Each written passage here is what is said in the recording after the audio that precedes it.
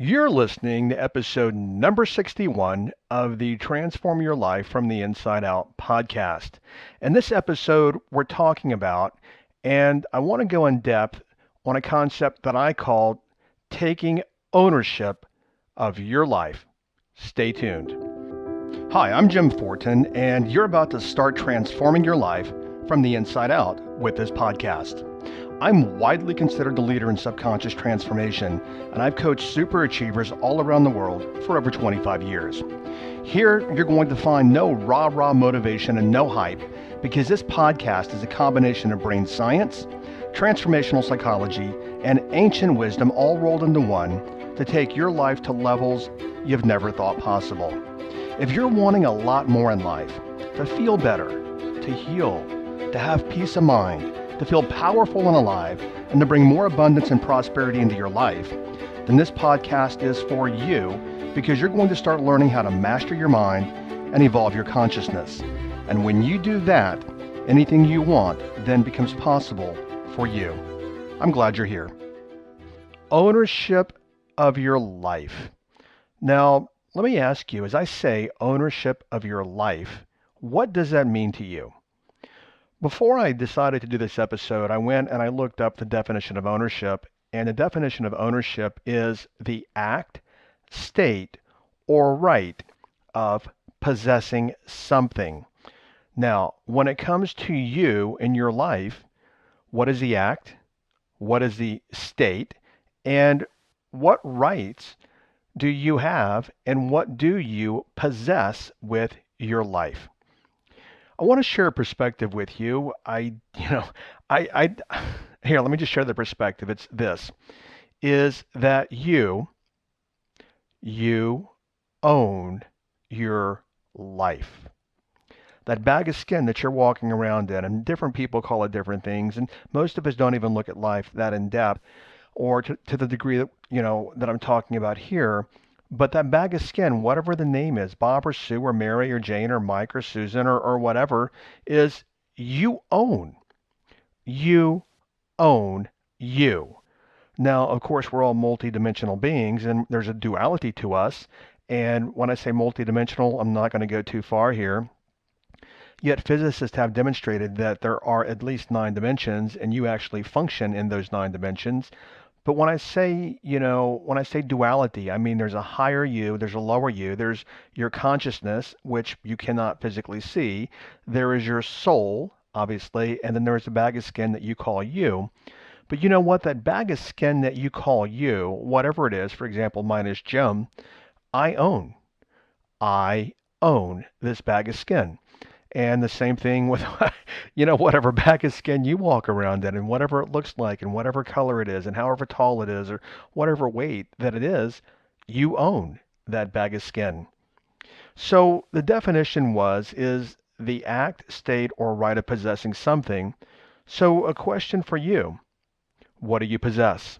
Now, what you possess is the power to heal, the power to create, the power to manifest, the power to attract, the power to reflectively think, and the power to create anything that you want. And here's the thing, is you possess all of this. And I know you've seen it in many places. I know somebody recently sent me a message on Instagram talking about the movie Aladdin. And I was flying last week, and I actually almost watched the movie because it just dawned on me to watch the movie Aladdin. I didn't. I watched something else instead on my flight to California. But think about what I'm saying here. And the classic movie, The Wizard of Oz. The wizard tells Dorothy at the end of the movie, when she's on the air balloon going back to Kansas, is that it was within her all the time. Now, I haven't watched that in many years. Maybe it wasn't the wizard, maybe it was the witch, I don't know. But anyway, she was told that it was in her, the power was in her all the time. So I'm going to go back here again, is you own your life. And then obviously, part of that definition is possessing something. And then I talk about what you possess is you own and you possess the power to heal, the power to create, the power to manifest, the power to attract, attract and the power to think reflectively about anything that you want. And here's the kicker, is that even though we possess these powers, I don't care what nationality you are, I don't care where you are on the planet, you own these things. And most of us never, it's kind of like we have a gift and we never unwrap it.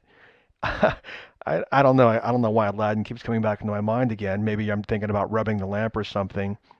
But really consider that. So somewhere else I want to go, based upon what I just said, is the power to heal, power to create, power to manifest, power to attract, and to think reflectively, amongst other things. You, you're the creator of your life. And of course, I mean, you're sitting there maybe listening or whatever you're doing at the gym, or I don't know. I mean, I read comments, people post here and there about what they're doing when they're listening to the podcast. And by the way, I do want to say is that we will hit 1 million downloads in our very first year with this podcast. And a heartfelt thank you. I'm so grateful and so honored to be able to serve. Do I please everyone? No, probably not. And it doesn't, it doesn't matter. It is what it is. I do what I do. But for those of you that listen and you share, and I'm very grateful for that, thank you so much for that. Now, to what I was saying is, we've all heard this before, is, the thing is we hear it and we understand it, but we don't come to know it. So what I want you to come to know, and there's a difference between understanding something, as I've said many times, and maybe even in this podcast, I'm sure, there's a difference between understanding something and knowing something. We can definitely understand what it's like, what it is to have a broken arm, not what it's like, but what it is to have a broken arm. But it's a whole different ball of wax to actually have a broken arm or a broken bone. For example, I've never had a broken bone, so I can't say I know what it's like to have a broken bone. Yet, if I ask someone who's had a broken bone, trust me when I tell you, they know what it's like to have a broken bone. And the same thing with this content. You can understand it all day long. You can understand that you're the creator of your life. You can understand that, you know what, you have ownership of your life. But the power comes when you come to know that. So you have ownership of your life and you are responsible for what you do with that ownership. You may squander it. You may actually, I don't know what you're going to do with it. It's entirely up to you, but I want you to know is that you do have it. When I talk about ownership and responsibility, some people think they're the same thing. And the definition of responsibility is causing something to happen. And most of us, I think I've created an episode here. Most of us are actually irresponsible with our lives because we do not cause things to happen. And then what a lot of us do is we blame external circumstances. This didn't happen. This person didn't do this. The economy did this. Donald Trump did this. Putin did this, or that person did this, or this prime minister, or whatever. Yet the definition of responsibility is, again, causing something to happen. And what I want to share with you is having ownership of your life doesn't mean that you possess responsibility. I also want to share with you, because we'll intermix here and talk about this, is the amount of however you define it, but the word success. The amount of success that you have in life will be the amount of success that you are responsible for. Now, also is you own your life, and I think I've alluded to this, I'm just hopping around here a bit, is that you own your life no matter how responsible you are for your life. So let's say, for example, that, and by the way, I don't take notes, so I just talk as what comes to me. But this is what comes to me right now is that you own your life, but then you have to look at how responsible you are with that ownership in terms of your wealth, your relationships, and your health. So you can own your life, but guess what? What if you're putting drugs into your body every single day? Well, then how responsible are you with the life that you own? I guess the metaphor would be, for example, you can own a home, and then the question is how responsible are you with the home that you own? Do you keep it well manicured? Do you keep it up? Do you change your air conditioning filters? Do you do all the things that you need to do to maintain your home? Or are you irresponsible with your home? And if you're irresponsible, then your home becomes dilapidated. And the same thing with your life. So a question is this: Have you ever sat down and fully considered that you own you? You own you and you own your life. And you are the only planet. I mean, geez, I'm tired. It's late at night. You're the only, what I was going to say is you're the only person on this planet who owns you. No one else on this planet. And you know what? We can go a lot of different directions here. I'm not going to get into it here. There are human beings who think they own other human beings in terms of slavery and sex trade and all this kind of stuff. But in truth, no one owns you. You own you. So, a huge thought for you. What if? What if you 100% fully accepted that everything that you have in your life is a reflection of your ownership, responsibility, and co-creation? And this scares a lot of people because, see, a lot of people run around in what I call victim mentality. And victim mentality partly is, you know what, I'm powerless to change no matter what. I can't change. No matter what I do, I can't change, which is also very damaging contextual thinking. But many people run around in life and the mindset that they have is that things happen to me and I have to deal. That's also victim mentality, and it's assuming no ownership and no 100% responsibility for your life. Now, do things, air quote, happen in life? Yes. Do things happen to you? Well, to me, that's not the way that I look at it. The way that I look at it is that I co-create every single thing in my life, no matter what it is. It doesn't matter. And I mean, when I say it doesn't matter, it doesn't matter. I am a creator. I am a manifester, as we all are. And whatever I have in my life, I have co-created. What I do not have in my life, I have also co-created. But then what a lot of us do is we assume victim mentality. Oh, and then we get a lot of people get into self-pity. Oh, you know what? Boo-hoo. I don't have this. I don't have that. It's not my fault. I was born on the wrong side of the tracks, which are stories that we tell ourselves. And in reality, many of us don't, and by the way, I've been there many years ago, is we do not accept full ownership and full responsibility for every single thing in our life. So I want to share this thought with you is that you are responsible for your life and you are responsible for what is in your life. So let that sink in a bit. You're responsible for your life and you're responsible for what's in your life. Why? Because you own it. I'm surprised they haven't barked when I'm in the middle of a podcast episode, but I have dogs. And I don't take my dogs to the dog park anymore because there's so many people that don't pay attention to their dogs and this and that. And one of my dogs is really big. He's got really sweet energy, and other dogs gang up on him. I'm not quite sure why. It's the vibe that he puts off, but other dogs try to dominate him.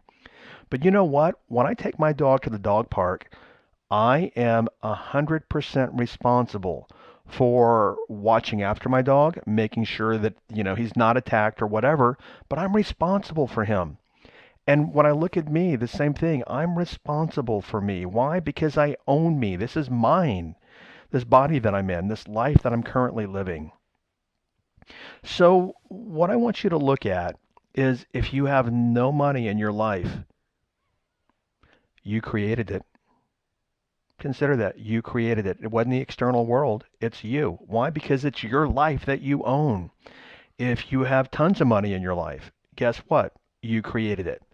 Now, and it gets a little taxing to do this every single episode to be, politically correct, but I do want to be respectful. When I say you created it, there are some things. For example, I could say if you're homeless, you created it. Well, there are also people that have mental health issues, and I understand that. But let's say, for example, that you are of sound mind. Well, then everything you have in life you created. And I don't know the guy's name. We had mutual friends. One of my friends posted because they were friends of this guy that's a quadriplegic. Yeah, quadriplegic. And he's a multimillionaire. And then you look at Stephen Hawking when he's on the planet. I mean, the guy literally had, I don't know, like at the end of his life, I don't think he really had use of anything physically. But then, I mean, he's one of the greatest minds of our time. So anyway, when I say political correctness, I had to go in that little caveat about maybe mentally ill or something like that. But generally speaking, when you're of sound mind, if you have no money, you created it. You have money, you created and co-created it. If you got a crappy relationship or a great relationship, guess what? Whether it be friends or family or your significant other, you've co-created it. Now, here's something that some people are going to push back on is, but even health, you are the co-creator of your health.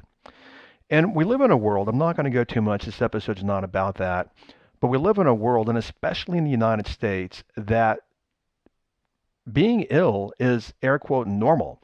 I mean, in the United States, and by the way, I want to give myself I want to give myself an out here.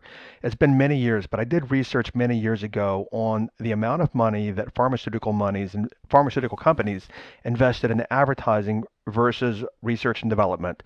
Now, I do concede that I could be wrong at this point today. It's been many years. But many years ago, I found some credible research. This was back before the air quote again, fake news. I found that pharmaceutical companies at that time spent 4 times as much money on marketing and advertising as they did R&D.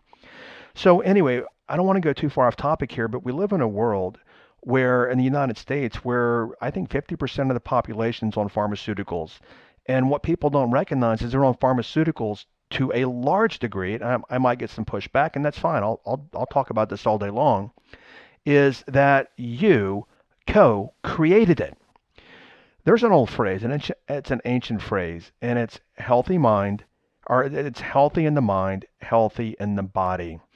And what a lot of people don't recognize is that even their health, they are the ones that are co-creating it because they're not being 100% responsible with their thinking and their emotions, and they're not owning it. Then what a lot of people do is they get ill, and the first place they do is, or the first thing they do is they run to the pharmaceutical companies and their doctors. Their doctors poke pills in them. And then, unfortunately, many people will have some adverse side effects from the medications that they are taking. So let me get back here, and then I'll talk a little more about health and wellness. Is what most people do also, and I say most, and I'm just exhaling here because I do see it a lot. I don't know the exact percentage, whether it's 61.4 or 72.3 or whatever. But let me put it this way: a large percentage of the population defers responsibility in their life to something external, which I alluded to earlier. No, it's not me. Well, it's because of my ex-husband, or my ex-wife did this, or my employee did this, or the economy did this, or the American president did this, or that market did this. And most of us never step up and say, you know what? Again, I own my life and I'm 100% responsible for the things. Let me put it this way. I'm 100% responsible for co-creating what is in my life. Something else I share with people a lot of times is people think that things just happen to them, arbitrarily. And again, air quote, happen to them. And this is what I tell people. And people will say, life is testing me. And I'll say, you know what? The universe doesn't test you. It reflects you. And if you want to look at your level of responsibility and ownership in your life, then look at your life. And if your life is going really well, and you have things that you want, and you're attracting, and you have well-being, and you're expanding and growing, well, guess what? You're accepting ownership of your life and you're being responsible with your decisions. And if you do not have that, it's like being a factory manager. If the factories run well, that's a reflection of the management. If the factory is being run poorly, well, that's also a reflection of the management. Now, you look at a factory that's run really well and look at production. Look at a factory that's not run well and look at the lack of production. You can take that same metaphor and apply it to your life. Now, as I said, I know that this is a stretch for a lot of people to get their mind around. Yet we live in a culture. I told some people many years ago that we learn to be overweight. And I remember a client that I had, and she was overweight, and I said, "How long have you been overweight?" And she goes, "Oh, all my life." And I said to her also, I said, "Is everyone in your family overweight?" And she's like, "Yep, we're Italian. That's what we do. That's what we eat." Well, that's her story about being Italian. And what I recognized back then is that we learned to be overweight. Now, we might have some genetics that predispose us, and what people have said before I've read is that, for example, genetics load the gun, but the environment pulls the trigger. And so I'm going to go here for a second about wellness, health and wellness. When I say, for example, and what I'm going to say here again may have some people yelling at me and throwing tomatoes at me or whatever, but here's the thing. I tell people, with the exception of small children, because there's some karma playing out there, but for the most part, with adults, illness is a choice. Now, again, I know some people might be going, Jim, what are you possibly thinking? I didn't want this. I didn't want that. And I'm going to do a whole episode on this, not too far down the road. I've got to finish up a series that I'm doing through the end of the year. But early next year, I really want to start talking about health and wellness a great deal because here in the U.S., we have a significant part of the population that is not well. But what I want to leave here and now is that remember we're talking about ownership. And because you own your life, you can command. You can command your body. Now, where I learned that was, I don't know how long you've been listening, but I've mentioned on every episode or every other that my brother-in-law is a shaman. Shamans are healers or seers. Uh, Shaman translates into one that can see in the dark. My brother-in-law is very inexpensive, and people from all over the world call him for healing when they can't find healing at doctors or they're not getting what they need or whatever. His waiting list is literally over a year long. And I remember him telling me, it was last year we were sitting down talking, and he was talking to me about owning your life. What I'm sharing with you right here, even though I didn't say it, is things that I've come to know by working with him. And he said to me one time, he said, you own your life. And because you own your life, you can command your life. You can command your body. So when it comes to health and wellness, start commanding your body to be well. Which you may want to listen to also. I've listened to off and on over the years. They're not somebody that I listen to on a regular basis, but what I've listened to over the years or watched videos has been very sound is Dr. Bruce Lipton, Lipton on YouTube, and Greg Braden. Both of them have what I consider to be excellent content when it comes to health and wellness and how our body communicates it with itself. I mean, for example, every thought that you have, whatever the thought is, that I'm sick or let me give you an example here. Let me back up. Have you ever seen somebody before, maybe even you, let's say that maybe it's actually the cold and flu season, which also is a cultural, how do I say this? I have not thought about this in a lot of years. Oh my gosh, let me go here for a second. Tylenol. Around November, their commercials will come on many, and they've done it for many years in many forms. But I remember one commercial. The commercial was moms. Cold and flu season is here, and when your little one gets sick, you can depend on children's Tylenol. Now, teaching persuasion and influence for a lot of years, what I recognized is none of us have marked on our calendar. I mean, if you look at your calendar right now and you look at the third, the third Thursday, well, that's Thanksgiving. But I want you to look on your calendar and I want you to tell me the date that cold and flu season starts. So then what happens, and by the way, I've not thought of this story in 10 years and I used to share it in seminars. So then what happens is moms see the commercial on TV, and there's a little boy sniffling on the bed and music, in the background and rain pattering down on the window. Moms calling to the target market. Cold and flu season is here. When your little one gets sick, meaning that's emotional also, your little one, you can depend on children's Tylenol. Now, moms see that, and no one ever says, well, is cold and flu season here or is it not here? People just they accept. It's a suggestion, actually. They just accept it. Then what mothers do is they start talking to their kids. Bundle up, stay warm, wash your hands. You're going to get sick. You're going to get sick. You're going to get sick. They tell their kids this, and then what do kids do? They get sick, and then who can you depend on? Children's Tylenol. Now, let me come back to, I've got like 4 stories deep here. Let me come back. Speaking of that, and the power of commanding your body, and you can command anything. You can command health, you can command wealth because you own your life. But how about this? You start feeling sick one afternoon at work. And what a lot of people do is they say, you know what? I hope I don't get sick. I hope I don't get sick. And then guess what? They're sick. That night, they're running a fever and they're sick and they're in bed with the flu. Let's contrast that. Have you ever actually had so much to do, you feel like a fever coming on, and you're like, no way. I have no time, none, no time for this. This is not going to happen. I need to stay well, and you stay well. Well, the whole thing is this: whatever you say to yourself, literally, in terms of your thinking and your feeling, that's literally communication, and thought communication communicates with all the cells in your body. So you communicate health and you command it, that's what happens. You communicate like illness and you don't, it's just what you communicate, and that's what happens in the body. So what I'm sharing with you, try it on for size and just play with it for a bit. But I want to give you a couple of stories here about ownership. So I don't know what episode it was. It was probably 2 months ago when I interviewed Katie. And Katie was on a couple of medications. And actually, the idea for this episode came from Katie because I was talking to her about her healing.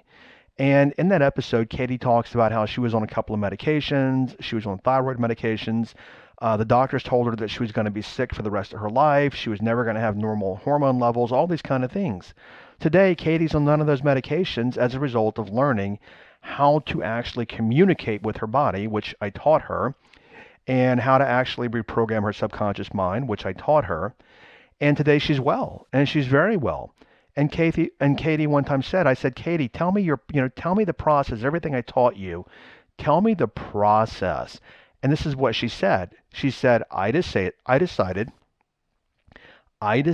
to take ownership of my life and to be well. So I want to contrast that for a second. I remember in my first group TCP, Transformational Coaching Program, there was a woman in the program, and she was diagnosed many years ago with a very severe illness. Today, she's extremely well, and she's very healthy. And I said, tell me your story. And she says, you know what? As a result of my illness, I was given, like, what's it called? The handicap thing that you put on your mirror and all that. She goes, I never used any of the handicap stuff because I never wanted to identify, to have the identity as a person who was sick. And she said to me inadvertently, which also comes into this episode, she goes, I was taking ownership of my life. Now, let me give you a money story. Very good friend of mine. Guys, I don't have any sponsors here at this podcast. You probably recognize a lot of podcasts have sponsors. I do not. That is by choice, and I've had people approach me about being sponsors. At this point, maybe we'll do it in the future, but right now, I have no desire to have a sponsor. One of my very good friends, and I mentioned that because I've mentored him, I've coached him personally. He's one of my very good friends. His name is Drew Canole, Canole, and he owns a brand called Organifi. You may want to look it up. It's entirely on your own. And he was actually one of the first people that approached me and said, hey, Jim, I want to be a podcast sponsor. Anyway, I tell you this because many years ago I was talking to him. Today his company does something like $100 million a year. I don't know. They do really, really well. Very, very well. They have a phenomenal product. Anyway, enough of that. But I remember talking to him, and we talked for a couple of years. We talked intermittently. And I talked to him at the end of, and he wouldn't mind me telling you the story because he's got a huge heart and he's all about helping people. I talked to him at the end of one year, and he was not really that well off financially. And the very next year, he had made his first $1 million in the matter of 12 months. And I remember talking to him, and I said, Drew, what did you do differently? And what he said is I decided that I was going to be wealthy, which is responsibility and it's ownership.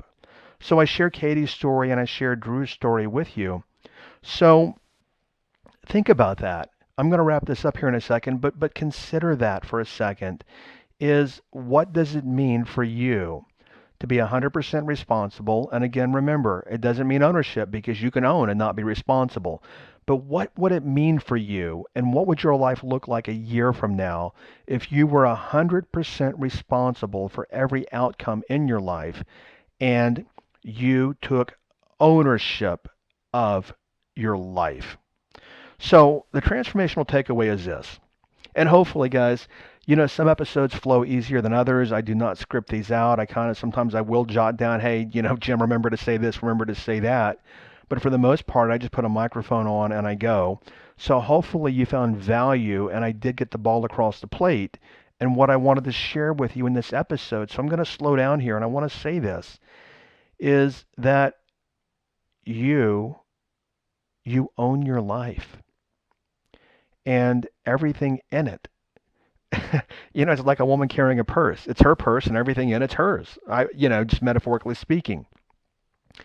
You own your life and everything that's in it is yours. So that's your transformational takeaway this week, is that everything in your life is yours because you own your life. And then a secondary takeaway, I know you've heard it before, but please, whatever you're doing, just sit with this for a bit and come to fully know this, is that you're the creator.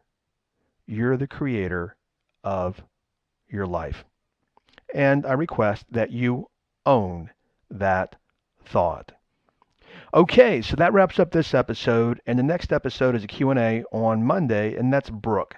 Brooke wrote in, and she had a really long question. I'm going to give you the essence of it, and then I'm going to break it down more on the podcast episode. But her question was actually related to children, but this can apply to anything in our lives. Her question is how not to let the behavior of others, meaning her kids, affect her thought processes and her internal state. And I'm really looking forward to that episode, because once we learn to manage our emotions and manage our emotional states and manage our thinking, life becomes so much easier. So on Monday's episode, I'm going to actually answer Brooke's question. Okay, as you've heard me say before, we do have an outro on all the episodes, and it's pre-recorded, but again, as I alluded to a little earlier in my time today, is we will hit 1 million downloads in my very first year. And I couldn't do that without you, and I couldn't do that without you sharing. And for me, it gives me an opportunity to serve, to bring my gifts, to help people heal, to help them bring abundance and prosperity in their life. And as I've said before, many people on Instagram and different places, and they'll write in to support and they'll say thank you. And it's quite the opposite. I want to heartfelt thank you for listening and letting me serve and for sharing this podcast. Okay, I'll catch you over on Monday's episode. So take care, stay well, and I'll catch you later. Bye-bye. Thank you for listening to this entire podcast. If you're the kind of person who likes to help others, then share this with your friends and family.